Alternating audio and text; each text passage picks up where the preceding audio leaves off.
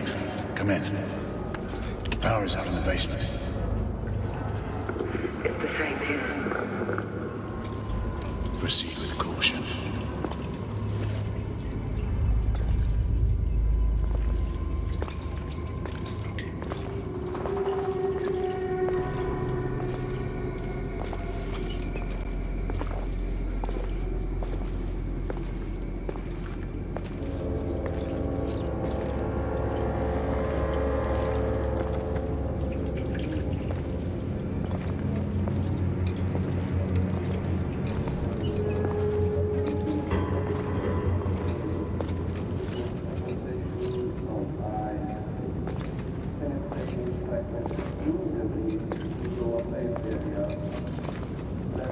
I believe I can. Repeat, is he? Can barely make you out. Is he?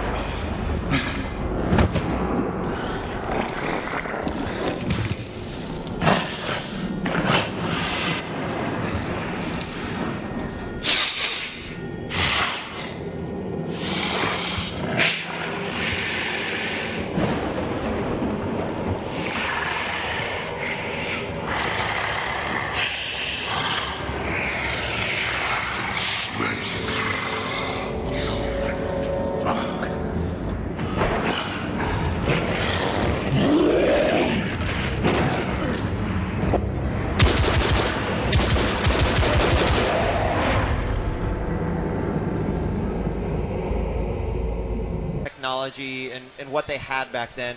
But when we see, the gorgeous gameplay, by the way, we obviously can tell that they're a bit more advanced than they actually were in that year. I'm curious a little bit more about how you guys approach the whole concept of developing technology. I mean, you've merged sort of time frames really well. The tricky thing was exactly that, merging the time frames. Merging it meant for us to stay believable. We needed to use things that existed at the time and just twist it enough that people would believe that it existed in the form that we have. For example, here you see the thermite gun. Thermite actually is aluminum iron oxide. It actually exists, and you can, basically melt it the way you do basically in the game. The twist for us is we've made it into a weapon. The lightning gun that Isabeau is holding actually on the side over there is basically built on Tesla's inventions at the time. Sure. We tried to basically do as much as we could by keeping that believability, by making sure that everything we built had some kind of reality in the 1800s. So although it is, like you said, a melding, it's funny how even we start questioning whether some of these things actually were true at the time. Sure. As we keep on building them. So, I mean, the other great thing is that in this day and age, new IPs are something that gamers celebrate. And I feel like just reading up a little bit on the lore, the backstory, because as I mentioned, sort of this the struggle for centuries, I feel like there's already, the franchise capability in something like this. I know we're getting a little ahead of ourselves, right, because the game is still, but when you see something really polished and has such a sort of depth to its story, I kind of feel that way. What can you tell me about the characters as far as establishing them as these gaming icons as well? That's again one of the biggest drives, right? When you create an IP, there's so much work that we'll put in to create these characters. I mean, from the get-go, from the past history, the character sheets, how they came to be, all of that is already existing. It's all stuff that was written, we have, and we keep. We're going to slowly reveal things about them because that's the fun part. Some of these guys are hundreds of years old. You have to remember that they have had a life that is far beyond what a human would live through. So, I mean, there's of course that work, there's the writing work that went into the script, but there's also the actors. Everything you see in this game is motion captured. Even the gameplay, although it's fully playable and all that stuff, we made sure that every move felt real. So we have stunt actors, performance actors, talent, SAG talent, doing all of this stuff so that they remain true to what you would expect out of a real character on film. The beauty of it is that that's what it took to build all these characters: Galahad, Igraine, Percival, and Lafayette.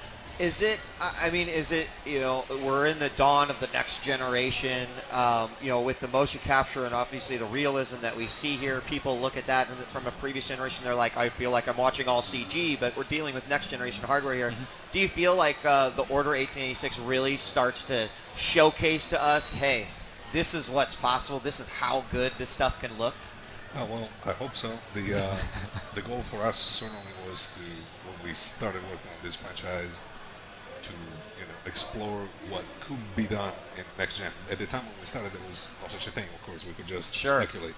So our artists and our technology people really had a blank sheet, and in a way, since we kind of skipped the PS3 generation, it worked to our advantage because we shot from the sky and then we took it back down until it worked. So it's one way to go about it.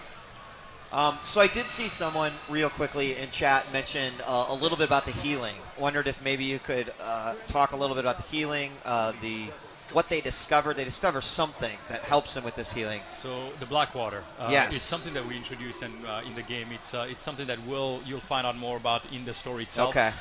But the interesting thing about it, gameplay-wise, that it does allow you this healing and regenerative possibility.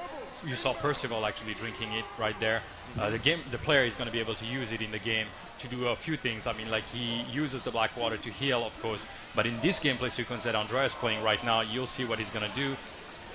It's an ability called Black Sight, and Black Sight is a secondary effect of using black water for ages, and it hones their skills. It basically gives them this possibility of slowing down time. Actually, they're going faster than anything else, and target very, very precisely each of the enemies. So Blackwater has a life in this game that is beyond just the regeneration. It is an integral part of the IP.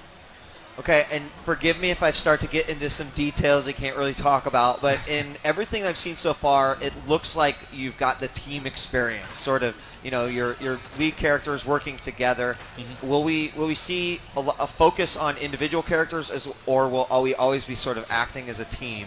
You will see a lot of focus on individual characters as well. There's going to be a lot of ins and outs for the characters. They're going to come into gameplay, they're going to come out. Okay. You're going to have moments where you're four, so when you're playing with 3 people, when you're playing with 2 people, and also when you're playing solo. It's really about, the game is going to be seen through the eyes of Galahad, and it's really about reinforcing his character, reinforcing his storyline through these interactions. Okay, fantastic. Well, the game looks gorgeous. Another question was, can you give us any indication on, the locales? Is it mostly take place in London? Can you give us any, do we know where we might go and what we might see? Well, it is placed in London, okay, the whole game, but every part of London you can imagine, from undergrounds to special places we're not going to talk about right now. Okay, I'm okay with But that. it's certainly not all going to be in Whitechapel. In fact, there are going to be lots of locations that are actually very colorful and very drastically different art style, just so that people don't think that it's all with this kind of a depressing section. Hey, it's a grim time, It right? is. I mean, That's like, the idea. hey, the half-breeds, they've got to be controlled, so... Whitechapel was very dirty and very violent at this time.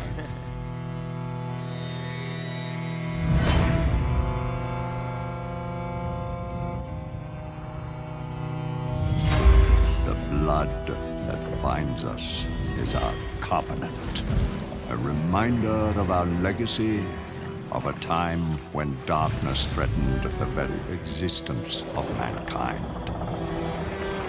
We forged our blades, gathered our ranks, and began our vigil in our relentless pursuit of evil in all forms.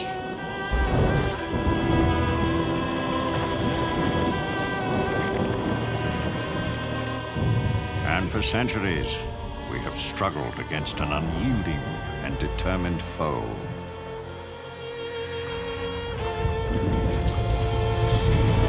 But now, the age of old has given way to a new era, an age of industry. Progress has led to unrest, sedition, and rebellion. Enemies old and new now wage war against us on every front. The world changes, but our duty remains the same. We shall stand. We shall prevail. And order shall be restored.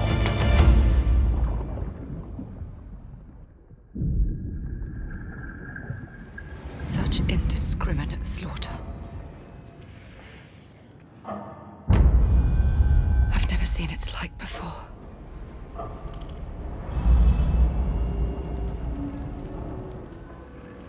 I'd say we should be prepared for anything.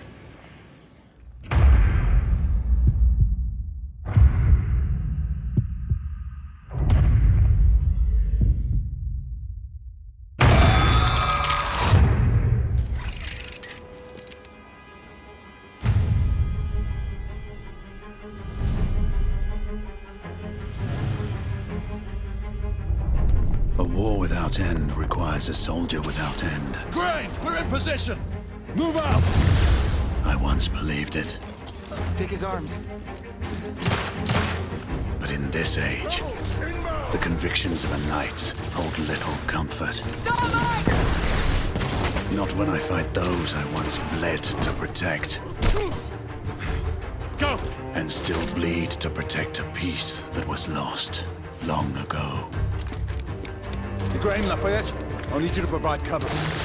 As we wrest hollow victories on the streets of London.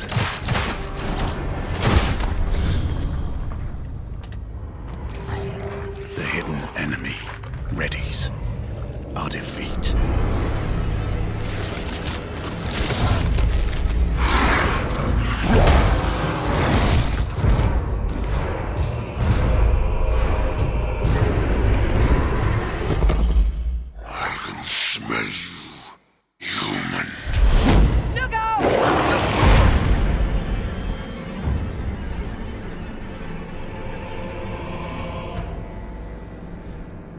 Save your prayers, Lafayette.